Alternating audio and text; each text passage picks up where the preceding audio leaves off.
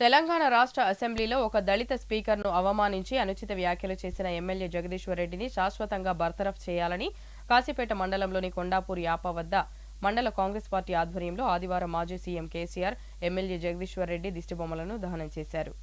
ఈ సందర్భంగా మండల Congress party vice president Rajamouli, మాజీ జెడ్పీటీసీ రౌతు సత్తయ్య మాట్లాడుతూ మాజీ సీఎం కేసీఆర్ 10 సంవత్సరాల పాలనలో నిరంకుశ పాలనను కొనసాగిస్తూ రాష్ట్రాన్ని అప్పులపాలు చేశారని అన్నారు.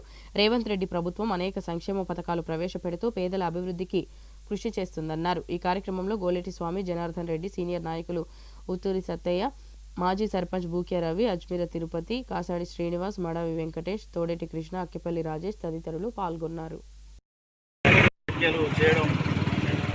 చాలా బాధాకరమైన విషయం, శోచనీయం.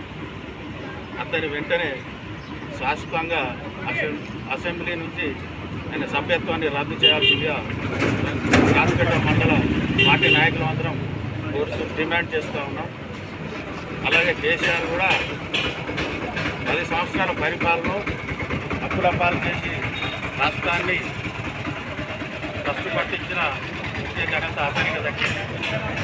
కాబట్టి అతని కూడా దహనం చేస్తూ ఉన్నాం.